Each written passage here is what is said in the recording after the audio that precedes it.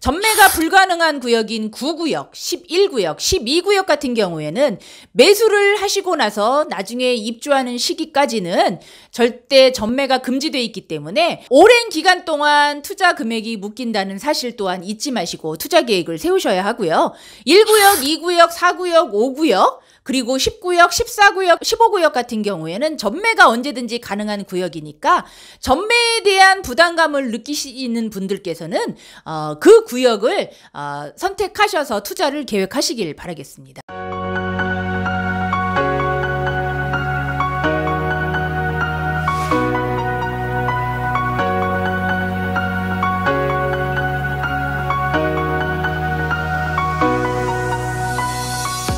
안녕하세요. 부동산 쑥쑥TV 부동산 키우미 조향숙입니다. 까치까치 설날이 벌써 지나가고 우리오리 설날도 바로 지나갔죠. 이제 2022년은 정말 시작됐습니다. 여러분들이 계획하고 계신 목표가 올 연말에는 모두 다 성취되시길 바랄 거고요. 저 또한 광명뉴타운에서 광명과 관련된 소식, 재개발 소식 여러분들과 함께 고민하면서 영상 남겨드리도록 하겠습니다. 오늘 영상 우리 한번 가보시죠.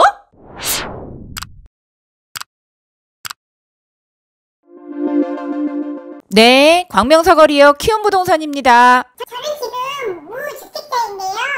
광명 뉴타운에 관심이 많이 있거든요. 그래서 지금 매수를 계획하고 있는데 자금이 얼마나 필요한지도 궁금하고요. 또 광명은 구역이 많이 있다는데 어떤 구역을 선택해야 할지도 궁금하고요. 또 실입주는 언제쯤 해야 할지도 궁금합니다. 또 구입할 때는 여러 가지 세금이 있다는데 어떤 게 있는지, 또 재개발에는 위험성이 많이 따른다는데 괜찮은지도 궁금해요. 우리 대표님께서 제 고민을 좀 풀어주세요.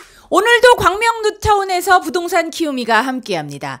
앞선 영상에서 보신 것처럼 광명뉴타운에 관심이 많으신 구입자분들 중에서 아직 주택을 소유하고 계시지 않은 무주택자분께서 광명뉴타운을 매수하실 때 어떻게 매수를 하면 좋을지 오늘은 그 영상으로 여러분들과 함께 꾸미겠습니다. 그럼 무주택자분의 구입 도전기 함께 같이 한번 가보실까요? 일단 광명뉴타운은 제가 늘 말씀드렸던 것처럼 11개 구역이 있기 때문에 구역에 대한 탐색이 가장 중요한데요.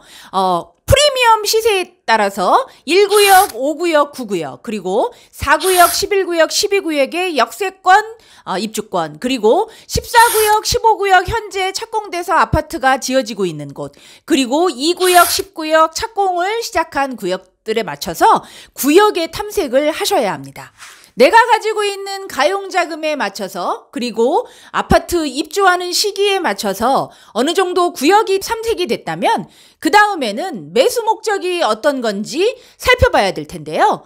무주택자분이시니까 당연히 실거주를 목적으로 하시는 분들도 계시겠지만 그렇지 않은 분들, 특히 부모님께서 자녀에게 증여 목적으로 현금 증여로 해서 입주권을 매수를 희망하시는 분들, 그리고 주택은 없지만 실거주가 아닌 투자 목적으로 나중에 임대를 주시거나 시세 차익을 보시려고 하는 분들에 따라서 매수의 목적이 달라지기 때문에 그것 또한 살펴봐야 될 부분인 거고요. 광명뉴타운 11개 구역의 탐색이 끝났다 하더라도 그리고 매수 목적이 정해져 있다 하더라도 많은 구역이 있기 때문에 구역에 대한 결정은 추가적으로 해야 될 텐데요. 조금 더 디테일하게 구역을 결정하는 기준은 30대, 40대 분들이 많이 찾고 계시는 자녀분들이 아직 어리거나 그 다음에 입주하는 시기에 자녀분들의 학교 진학에 맞춰 초등학교, 중학교, 고등학교가 단지 내에 가까이 있는지 그리고 초품화 그리고 중품화, 고품화가 되어 있는지 보시는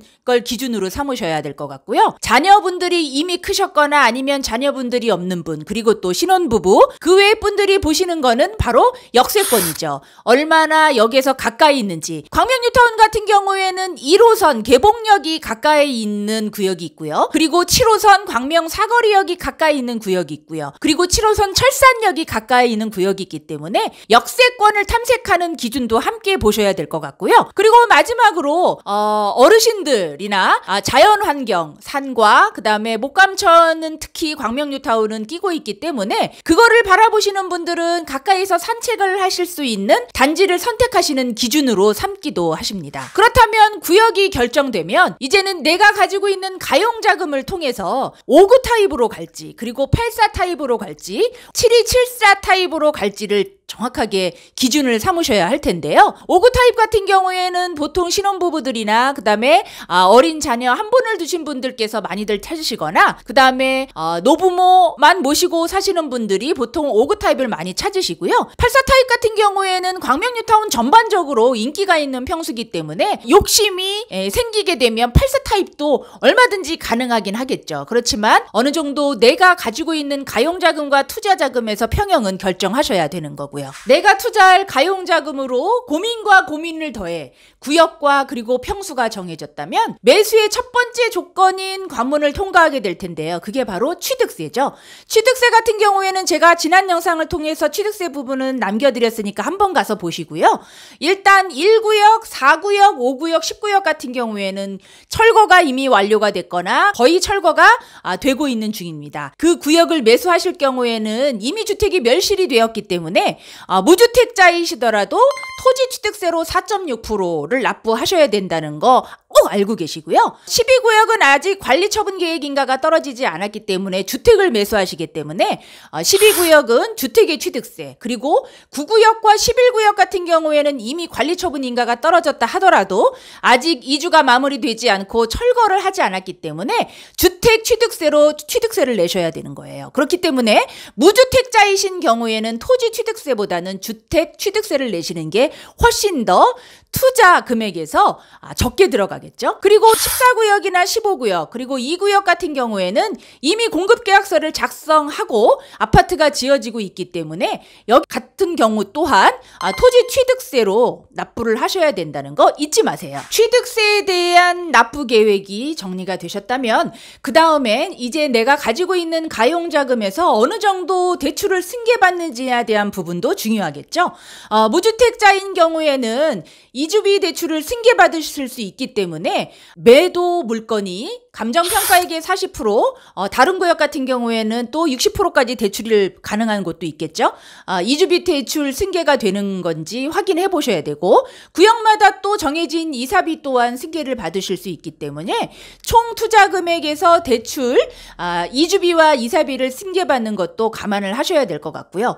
여기에서 중요한 팁을 하나 알려드릴까요? 무주택자이신 분들 중에 현재 전세자금 대출을 받아서 거주를 하고 계시는 분들은 입주권을 매수하게 되더라도 전세자금 대출의 회수가 되지 않으니까 그 점 아주 중요하게 생각하시고 내가 전세자금 대출을 받고 있어서 혹시 입주권을 매수하지 못하면 어떡할까 걱정하시는 분들은 해당 기관의 대출 금융에 꼭 한번 확인을 해보시고요. 그것 또한 여러분들한테 투자에 좋은 점으로 작용되시길 바라겠습니다. 초기 매수를 하실 때 이주비 대출과 이사비에 대한 승계가 맞춰졌다 하더라도 나중에 조합원 동호수 추첨을 하고 공급계약서를 작성하게 되면 그 다음부터는 추가 분담금에 대한 스케줄이 만들어질 텐데요. 그때 계약금 10%는 보통 본인이 가지고 계신 가용자금으로 잔압을 하시게 되어 있기 때문에 투자를 계획하실 때 그 계약금도 함께 고려를 하셔야 되고요. 그 다음에 중도금 대출이 실행이 되게 되어 있습니다. 무주택자 같은 경우에는 보통 대부분 중도금 대출이 가능하지만 비조정 대상 지역인지 그 다음에 조정 대상 지역인지 그리고 시공사 보증 대출인지 그리고 주택도시보증공사 대출인지 한국금융공사 대출인지에 따라서 각각의 대출이 틀려지기 때문에 항상 그것 또한 염두에 두시고 투자 방향을 세워두시면 좋으실 것 같아요. 주택을 매수하실 때, 입주권을 매수하실 때 취득세도 물론 고민을 하시지만 나중에 추후에 양도세도 고민을 하시게 되겠죠. 그렇지만 무주택자분들께서는 양도세 고민은 좀 덜 하시는 게 현재 사실입니다. 그렇지만 나중에 무주택자분께서 아파트가 준공된 후에 양도하는 시점에 2년 거주기간을 채우셔야지만 양도세 비과세를 받으실 수 있다는 거 항상 잊지 마시고요. 늘 투자를 계획하실 때는 그 외에 많은 많은 것들도 고려를 하셔야 됩니다. 광명 뉴타운 같은 경우에는 제가 늘 영상으로 말씀드렸던 것처럼 전매가 가능한 구역이 있고 전매가 불가능한 구역이 있습니다. 전매가 불가능한 구역인 9구역, 11구역, 12구역 같은 경우에는 매수를 하시고 나서 나중에 입주하는 시기까지는 절대 전매가 금지되어 있기 때문에 오랜 기간 동안 투자 금액이 묶인다는 사실 또한 잊지 마시고 투자 계획을 세우셔야 하고요. 1구역, 2구역, 4구역, 5구역, 그리고 10구역, 14구역, 15구역 같은 경우에는 전매가 언제든지 가능한 구역이니까 전매에 대한 부담감을 느끼시는 분들께서는 그 구역을 선택하셔서 투자를 계획하시길 바라겠습니다. 투자를 계획하시는 분들은 놓치지 말고 기억해 하셔야 될 부분이 한 가지 있는데요. 매수를 하실 때 자금 조달 계획서를 제출하셔야 되는 거 잊지 마시고요.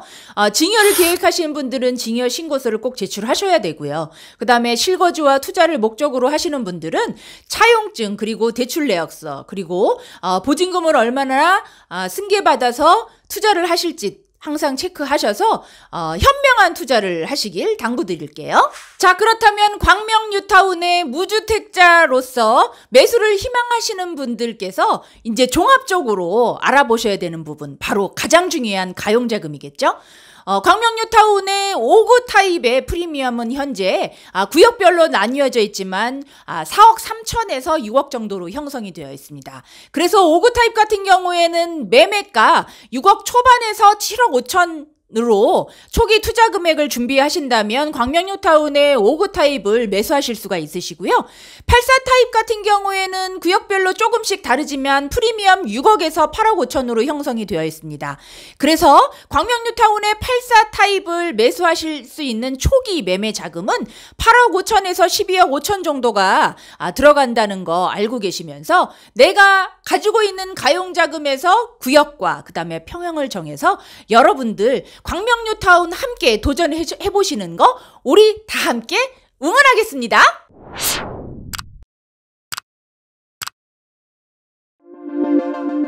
추운 겨울이라서 그럴까요? 광명 뉴타운 또한 매수가 조금 끊겨 있는 상태지만 곧 봄이 시작이 되면 광명 뉴타운을 바라보시는 많은 분들께서 투자 계획을 또 세우실 거라 생각이 들고요. 약간씩 급매로 나와 있는 매물들이 그래도 소진되고 있기 때문에 지금 투자 계획을 세우고 계시는 분들은 놓치지 마시고 광명 뉴타운에 도전해 보시길 바라겠습니다. 광명 사거리역 10번 출구에 있는 부동산 쑥쑥TV 항상 잊지 마시고요. 오늘도 여러분들과 함께 광명 뉴타운 소식 전해드렸습니다. 다음에 또 영상 함께 할게요.